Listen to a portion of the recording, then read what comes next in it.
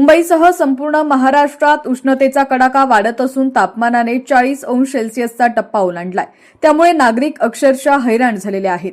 उन्हाच्या तीव्रतेमुळे दैनंदिन जीवनावर परिणाम होत असून दुपारच्या वेळी रस्ते ओस पडलेले दिसत आहेत।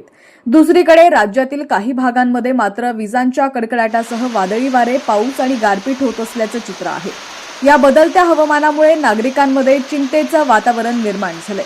भारतीय हवामान विभागाच्या अंदाजानुसार आज मध्य महाराष्ट्र आणि मराठवाड्यातील काही जिल्ह्यांमध्ये विजांच्या कडकडाटासह वादळ, हलका ते मध्यम पाऊस आणि ताशी 40 ते 50 किलोमीटर वेगाने वाहणारे सोसाट्याचे वारे यांचा इशारा देण्यात आलाय। त्यामुळे या भागातील नागरिकांनी सतर्क राहण्याचे आवाहन करण्यात आलेलं आहे।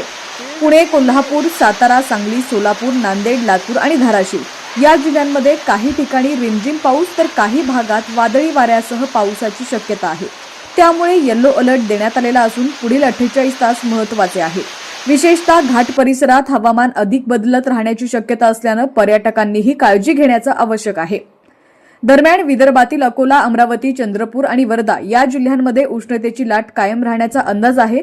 या भागात तापमान आणखी वाढण्याची शक्यता असून नागरिकांना उष्माघाताचा धोका आहे। तर ठाणे, मुंबई, रायगड आणि रत्नागिरी या किनारी भागांमध्ये उष्ण आणि दमट हवामान कायम राहणार असल्याचं सांगण्यात आलेलं आहे। पुढील 24 तासात कमाल तापमानात मोठा बदल अपेक्षित असून त्यानंतर तापमान 2 ते 4 अंशांनी घट होण्याची शक्यता आहे। राज्याच्या अंतर्गत भागात तापमान 41 ते 43 अंश सेल्सिअस दरम्यान राहू शकतं।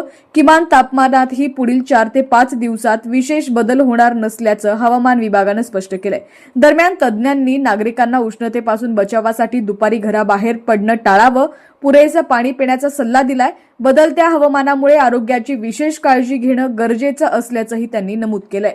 आता राज्यातील तुमचा जिल्हा कोणता आणि तुमच्या जिल्ह्यात सुद्धा हवामानाची काय स्थिती आहे ती सुद्धा आम्हाला कमेंट्सच्या माध्यमातून नक्की कळवा। पाहत रहा HPN मराठी न्यूज।